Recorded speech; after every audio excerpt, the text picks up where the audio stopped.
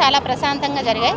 కొన్ని చెదురుమదురు సంఘటనలు, కొన్ని మైనర్ ఇన్సిడెంట్స్ మినహాయించి త్వరలోనే ఇంకొక 12 డేస్లో మన కౌంటింగ్ కూడా స్టార్ట్ అవబోతోంది. ఇప్పుడు భావోద్వేగాలు చాలా హై లెవెల్స్లో ఉన్నాయి. ఆ రిజల్ట్స్ ఎస్పెషల్లీ జూన్ 1 నుంచి ఎగ్జిట్ పోల్ రిజల్ట్స్ కూడా వస్తాయి. సో ఓడిపోతున్న పార్టీ వాళ్ళకి ఒక రకమైన భావోద్వేగం ఉంటుంది, గెలుస్తున్న పార్టీ వాళ్ళకి ఒక రకమైన ఎమోషన్స్ ఉంటాయి. ఈ ఎమోషన్లో వాటిని కంట్రోల్ చేసుకోలేక రోడ్డు మీద వచ్చి ఏమన్నా విధ్వంసానికి పాల్పడినా, అలాగే పోలీసుల మీద దాడికి చేయడం లాంటివి ఎలాంటి చర్యలు చేసినా పోలీసులు సిద్ధంగా ఉన్నారు. అది ఒక డెమో ఇవ్వడం జరిగింది.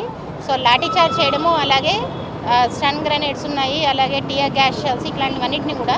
సో ఎలాంటి ఎమర్జెన్సీ కన్నా ఏలూరు పోలీస్ జిల్లా యంత్రాంగం సంసిద్ధంగా ఉంది.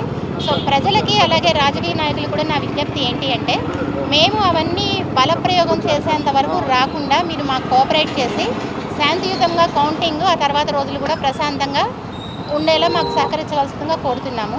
ఎలాంటి వైలెన్స్కి పాల్పడినా కానీ పోలీసులు టాలరేట్ చేసే పరిస్థితి లేదు. So this is my warning to all anti social elements. ఈ పోలింగ్ రిజల్ట్ని అడ్డుపెట్టుకొని ఎలాంటి అసాంఘిక కార్యకలాపాలు పాల్పడే ప్రయత్నం చేసినా కానీ కఠిన చర్యలు ఉంటాయి. ఖచ్చితంగా అరెస్ట్ చేస్తాం, రిమాండ్కి పంపిస్తాం, వాళ్ళ మీద రౌడీ షీట్ కూడా ఓపెన్ చేస్తాం.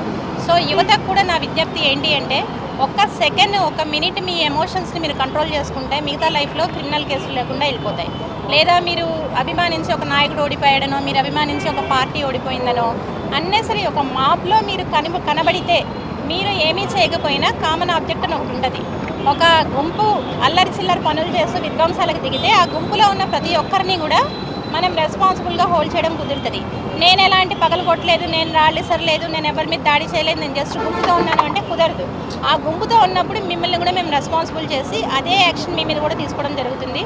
ఒక్కసారి క్రిమినల్ కేసు రిజిస్టర్ అయినట్లయితే మీ ఒక మంచి జీవితం అన్న అసలు మీరు వదిలేసుకోవాల్సిందే. గవర్నమెంట్ జాబ్ ఎప్పటికీ రాదు.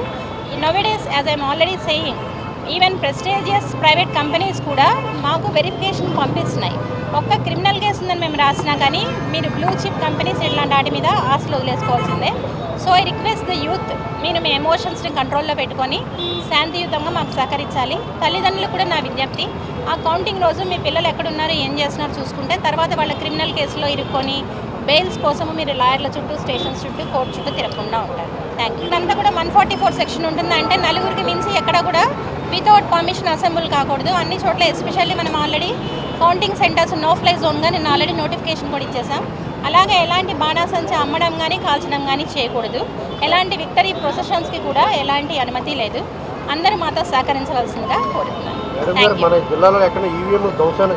మన దగ్గర ఎక్కడా లేదు. అందుకే బిగినింగ్లోనే చెప్పా, చిన్న చిన్న మైనర్ ఇన్సిడెంట్స్ మినహాయించి మంది చాలా శాంతియుతంగా జరిగింది. అదే శాంతియుతంగా కౌంటింగ్ తర్వాత రోజులు కూడా గడుస్తాయని ఖచ్చితంగా గడవడానికి కావాల్సిన చర్యలు కూడా మేము చేపడతాం.